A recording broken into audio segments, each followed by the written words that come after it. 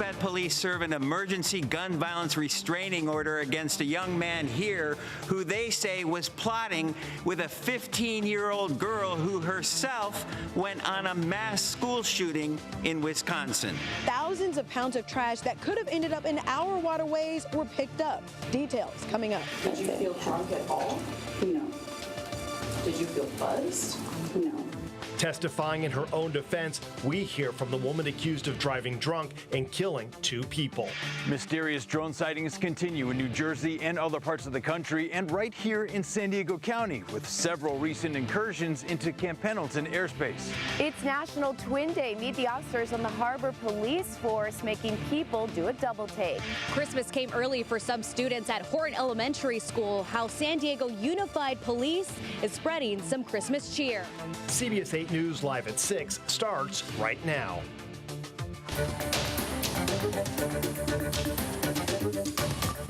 We begin tonight with breaking news. CBS 8 has confirmed an FBI investigation in Carlsbad that has an alleged connection to the mass school shooting this week in Wisconsin. Good evening and thanks for joining us. I'm Marcella Lee. And I'm Steve Price, in tonight for Carla Chuqueta. Now, based on that investigation, Carlsbad police served a gun violence emergency protective order on a 20-year-old man. CBS 8's David Goffredson is live at the home where neighbors say more than a dozen officers seized evidence. David, what can you tell us tonight? Well, neighbors tell me police showed up here last night at the Spyglass Point condos in Carlsbad. They had a gun violence restraining order to serve on a 20-year-old man who lives in these condos.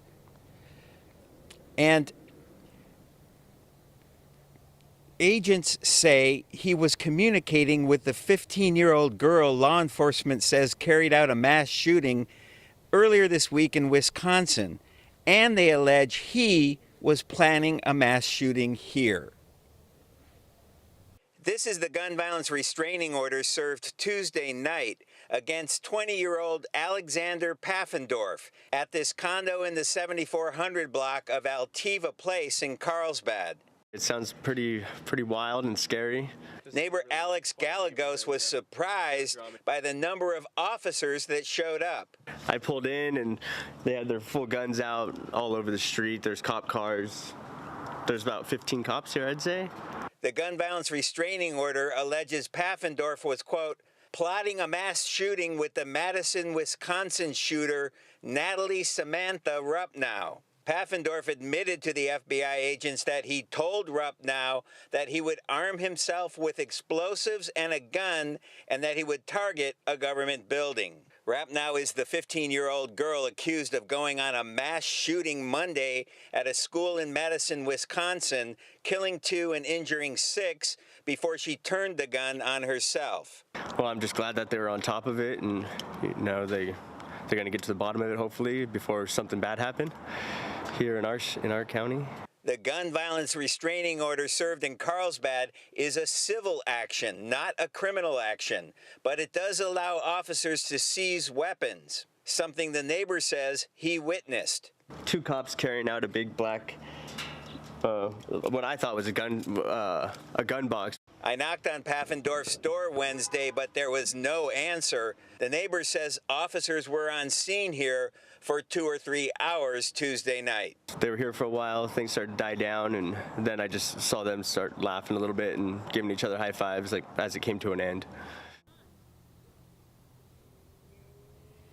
Now, at this point, it does not appear that Pfaffendorf was arrested last night. He is not listed on jail logs, either in the local jail here or in the federal lockup in San Diego.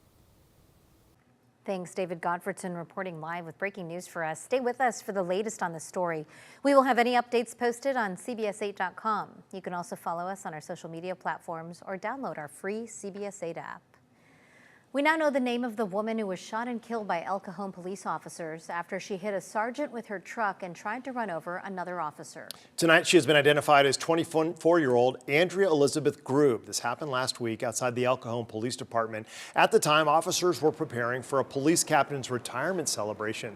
San Diego police, who are leading the investigation, identified the officers who opened fire on Grube as Sergeant Kevin Maxwell, who's a 28-year veteran with the department, and Officer Evan Drescher, who's been with the force for about 6 years. Sergeant Maxwell suffered non-life-threatening injuries and was released from medical care the following afternoon.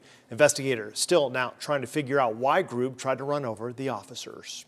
Tonight, new information on efforts to clean up the Tijuana River. 250,000 pounds of trash, including plastic, tires, and other things, were picked up by volunteers yesterday.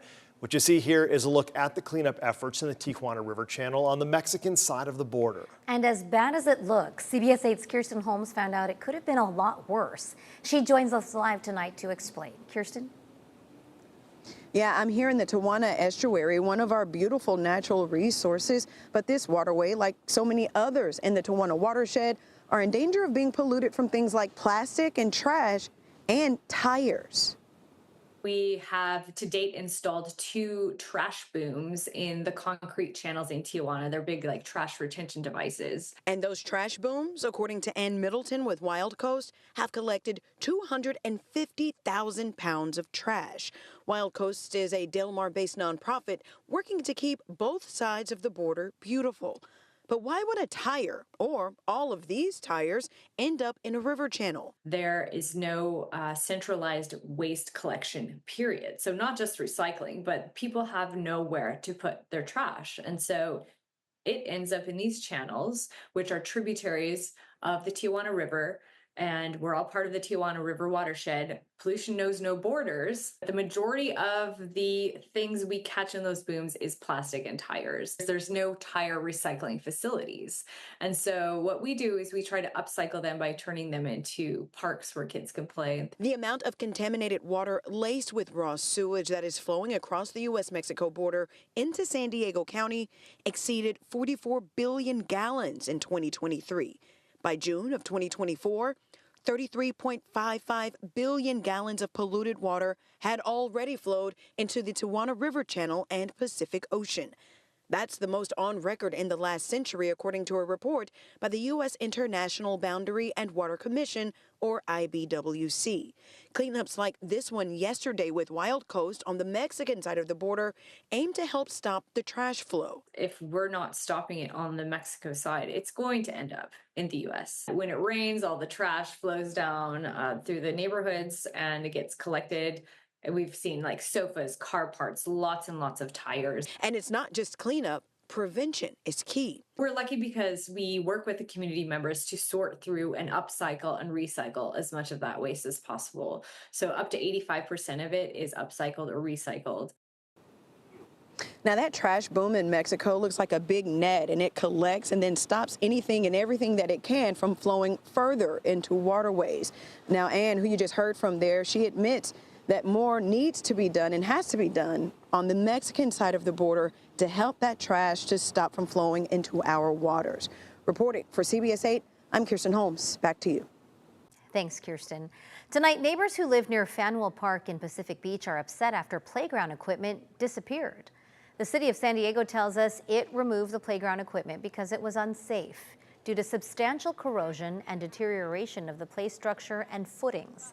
The city says there are no immediate capital improvement projects to rebuild that playground. Meanwhile, Parks and Rec will install small spring toys in the sand over the next 3 months. A registered sex offender who had sex with an underage girl in an El Cajon motel was sentenced to 35 years to life in prison today. 71-year-old Michael Inman was convicted on 4 felonies for the crime, which happened back in March of 2023. Inman had already been convicted for multiple sex crimes that date back to the 70s. His co-defendant for this crime, Lawrence Cantrell, pleaded guilty to unlawful sexual intercourse with a minor, and he was sentenced to just under 5 years in prison earlier this year.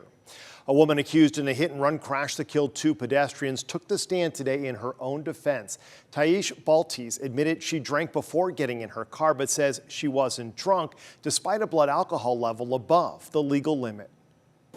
I had shots. Taish Baltes admits she had several drinks over 3 hours at Dave & Buster's after work June 22nd, 2022, before getting in her car to drive. Did you feel drunk at all? No. Did you feel buzzed? No. Baltes, on the witness stand, said she started heading home, but then decided to go to her boyfriend's house. On the way there, she discovered it was later than she thought and turned around to head home. But that meant getting off the freeway in an unfamiliar area. It was dark. To me, it looked like an industrial area. Baltes says she was looking for a place to make a U-turn, but before finding a safe spot, she was involved in a horrific accident. I saw a person at the last minute. The person rolled, it hit my windshield. And then I saw the person fall in front of my car. Baltes pulled over, thinking she hit one person, but actually she hit two. 15-year-old Jessica Talamonte and her mother's fiance, 39-year-old Brian McKee, both died from their injuries. Knowing that you were going to be drinking alcohol at Dave & Buster's, did you make any plans as to how you were going to get home? I plan to drive myself home. The deputy district attorney got Baltes to admit that she drank considerably more that night than she normally does, and that she lied more than a dozen times to officers at the scene about drinking any alcohol at all. Even when you were told what your breath results were, you denied drinking, right? Yes, ma'am. And even when you were given sort of the opportunity to come clean, you denied drinking, right? I did. Because she has a previous alcohol-related conviction, Baltes is charged with 2 counts of murder and faces 30 years to life if convicted. Prop 36, the new state law that cracks down on retail theft, is now in effect. California voters overwhelmingly passed the measure last month. Prop 36 rolls back some of the reforms instituted by Prop 47, which was passed by voters in 2014. It restores the 3 strikes policy, allowing for felony charges for people with 2 prior petty theft convictions. It also allows prosecutors to bring felonies against people with multiple convictions for drug possession. California declares a state of emergency amid concern over the spread of bird flu in more than a dozen states. We'll have those details still ahead, plus more drone sightings reported here in San Diego, this time above Camp Pendleton. But base officials tell us they aren't theirs. And time is running out to mail those Christmas gifts. We have the important shipping deadlines you should know. There are some areas that are still dealing with some moderate fire weather risk as we go into tonight, but things are already changing up in our forecast as onshore flows picking up, and we see those risks going down over the next couple of days. I'll explain why after the break.